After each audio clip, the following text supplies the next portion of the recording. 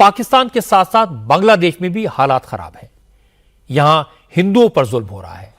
बांग्लादेश में इस्कॉन के संत चिन्मय कृष्णदास प्रभु की गिरफ्तारी के बाद जबरदस्त टेंशन है। बड़ी तादाद में बांग्लादेश के हिंदू सड़कों पर हैं, जगह जगह प्रोटेस्ट हो रहे हैं और बांग्लादेश की पुलिस हिंदू प्रदर्शनकारियों पर लाठियां बरसा रही है। विरोध प्रदर्शन को कुचलने की कोशिश की जा रही है। चटगांव में हुई हिंसा में वकील सैफुल इस्लाम की मौत हो गई। संत चिन्मय कृष्ण दास प्रभु को कल अचानक ढाका एयरपोर्ट से अरेस्ट किया गया। उनके खिलाफ देशद्रोह का इल्जाम लगाया गया है। आज चिन्मय प्रभु को कोर्ट में पेश किया गया। कोर्ट ने उनकी बेल एप्लीकेशन को 2 मिनट में रिजेक्ट कर दिया और उन्हें जेल भेज दिया। इससे हिंदुओं का गुस्सा और बढ़ गया। कोर्ट के बाहर विरोध प्रदर्शन शुरू हुआ तो बांग्लादेश की पुलिस ने हिंदुओं पर लाठियां बरसानी शुरू कर दी।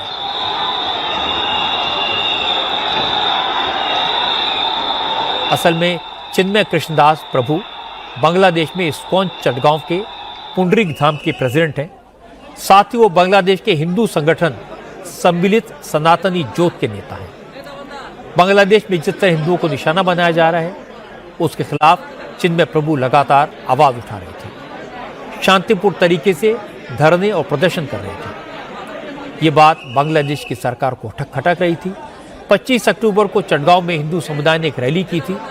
पुलिस का इल्जाम है इस रैली में भगवा झंडे को बांग्लादेश के नेशनल फ्लैग से ऊपर फहराया गया। इसीलिए चिन्मय प्रभु पर बांग्लादेश के राष्ट्रीय ध्वज की डिसरेस्पेक्ट का केस बनाया गया और राजद्रोह के इल्जाम में कल उन्हें अरेस्ट कर लिया गया। आज चिन्मय प्रभु जब कोर्ट से निकले तो उन्होंने प्रिजन वैन से अपने समर्थकों से कहा, जुल्म के खिलाफ आवाज उठाना जरूरी है, लेकिन विरोध और प्रदर्शन शांतिपूर्ण तरीके से करें।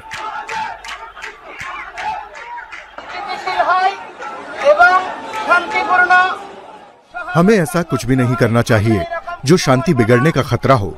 हम अपनी भावनाओं पर नियंत्रण रखेंगे, उसे अपनी ताकत बनाएंगे और शांतिपूर्ण तरीके से आंदोलन करेंगे। हमारी सभी 8 मांगे हमारी मौलिक मांगे हैं, ये गलत मांगे नहीं हैं। जब तक उनको इस बात का एहसास ना हो जाए तब तक अपना आंदोलन जारी रखें, लेकिन देश की स्थिरता और एक दूसरे के प्रति आपसी सम्मान को पूरी अहमियत दें। यही मेरी आप सभी से अपील है। चिन्मय दास प्रभु ने शांतिपूर्ण प्रोटेस्ट की बात की, लेकिन गिरफ्तारी के बाद वकील सैफुल इस्लाम को पीट कर मार दिया गया। असल में चिन्मय दास की गिरफ्तारी के विरोध में पिछले 24 घंटे से बांग्लादेश के तमाम हिस्सों में प्रोटेस्ट हो रहे हैं। ढाका से लेकर चटगांव, खुलना, नारायणगंज, शाहबाग, रंगपुर और लाल मीनार हाट जैसे तमाम शहरों में कल रात को ही हिंदू समाज के लोग सड़कों पर उतर आए। मशाल जुलूस निकाले गए, नारेबाजी की गई। प्रदर्शनकारियों ने कहा वो तो सिर्फ हिंदुओं पर हो रहे जुल्म के खिलाफ आवाज उठा रहे हैं, लेकिन इंसाफ देने की बजाय उन्हें गिरफ्तार किया जा रहा है। चटगांव में हिंदुओं के प्रोटेस्ट के दौरान बांग्लादेश पुलिस ने लाठियां चलानी शुरू कर दी। चिन्मय दास के वकील भी उस दौरान प्रदर्शनकारियों के बीच में थे। वो लाठीचार्ज में बुरी तरह घायल हो गए और कुछ देर बाद उनकी मौत हो गई। प्रोटेस्ट करने वालों ने कहा पुलिस जितने भी जुल्म करे लेकिन वो झुकेंगे नहीं। अगर चिन्मय प्रभु को जेल से नहीं छोड़ा गया तो पूरे बांग्लादेश में विरोध प्रदर्शन किए जाएंगे। हम सरकार के प्रतिद्वंदी नहीं हैं। हम चाहते हैं कि इस भेदभाव विरोधी आंदोलन के बाद किसी के साथ भेदभाव ना हो, चाहे वह हिंदू हो, मुस्लिम हो, बौद्ध हो, ईसाई हो या छात्र हो। हर कोई ऐसे समाज में रहे जहां कोई भेदभाव ना हो। लेकिन पिछले 50 सालों में हम कभी भी भेदभाव के बिना नहीं रह पाए। इसके बाद इस्कॉन की तरफ से एक स्टेटमेंट जारी किया गया जिसमें कहा गया कि चिन्मय कृष्णदास पर जो भी इल्जाम लगाए गए हैं वो बेबुनियाद हैं, झूठे हैं। इस्कॉन के वाइस प्रेसिडेंट राधा रमन दास ने कहा बांग्लादेश में 1.5 करोड़ हिंदू हैं जिनके ऊपर लगातार अत्याचार किए जा रहे हैं और चिन्मय दास को जेल भेजकर हिंदुओं को डराने की कोशिश की गई है। अभी जस्ट खबर मिली है कि उनका जो बेल एप्लीकेशन था उसको रिजेक्ट कर दिया गया है और उनको जुडिशियल कस्टडी में भेजा जा रहा है। हम देख रहे हैं कि लास्ट 100 दिन से जिस तरह हिंदुओं के ऊपर में अत्याचार हो रहा है और हमने ये भी देखा कि किस तरह कृष्णदास ब्रह्मचारी ही बिकेम द फेस, वो जो फेस बन गए पूरे मूवमेंट का। और आज के समय बांग्लादेश में 1.5 करोड़ हिंदू हैं, लेकिन हमने देखा कि चिन्मय कृष्णदास कितने शांतिपूर्ण तरीके से अपने लोगों को हैंडल करके और कीर्तन के माध्यम से वो अपनी बात को रख रहे थे। अब ऐसे लीडर को, ऐसे फेस को आप सेडिशन केस डाल देते हैं और फिर अचानक बिना वो जब कहीं बेचारा जा रहा है एयरपोर्ट से, उसको प्लेन क्लोथ पुलिस के द्वारा उसको आप गिरफ्तार भी कर रहे हैं। वो इस तरह का मेरे ख्याल से भय प्रकट करना चाहते हैं जो माइनॉरिटीज़ हैं, कि जो भी उनके बीच में, बेचारों के बीच में जो साहस है, जो प्रोटेस्ट कर पा रहे हैं, वो प्रोटेस्ट की रीढ़ टूट जाए ताकि हिंदू गिर जाए और जो 7% बाकी है वो भी समाप्त हो जाए। तो ये बहुत ही दुखद है एंड हम ये आशा करते हैं कि पूरा संसार इस बात का संज्ञान लेगा और उनको इमीडिएटली रिलीज किया जाएगा। बड़ी बात यह है कि बांग्लादेश में संत चिन्मय दास को जेल भेजने के बाद वहां कट्टरपंथियों का हौसला बढ़ गया है। उन्होंने एक बार फिर हिंदुओं के घरों को निशाना बनाना शुरू कर दिया है।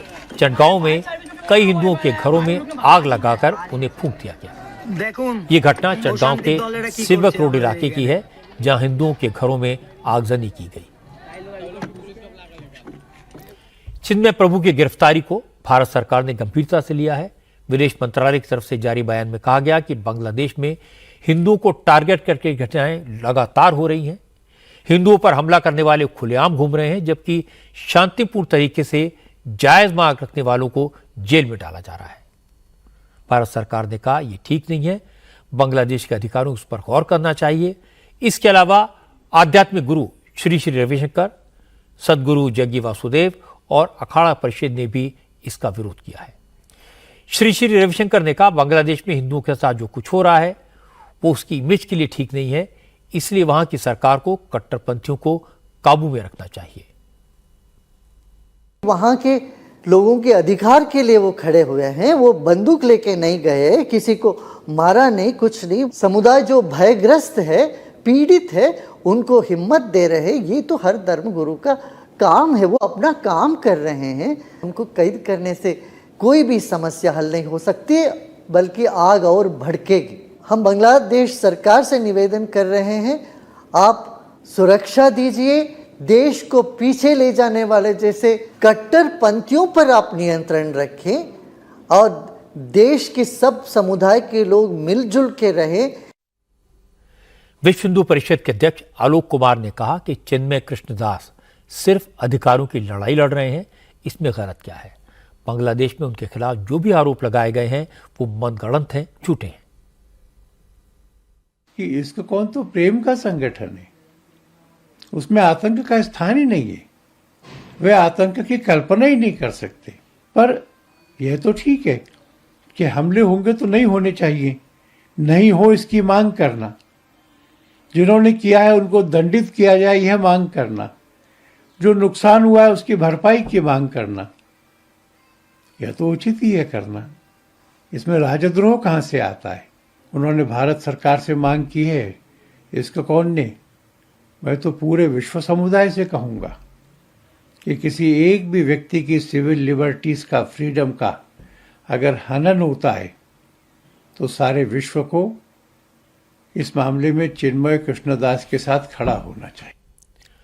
भारत सरकार के कड़े रुख के बाद बांग्लादेश सरकार का बयान सामने आया है, जिसमें बांग्लादेश के विदेश मंत्रालय ने कहा कि बांग्लादेश सरकार अपने सभी नागरिकों की सुरक्षा को लेकर प्रतिबद्ध है, चाहे वो किसी धर्म के हों, किसी मजहब के हों। बांग्लादेश के विदेश मंत्रालय ने कहा कि माइनॉरिटी के लोगों की सुरक्षा सरकार की ड्यूटी है, उसे इंश्योर करने की पूरी कोशिश की जाएगी।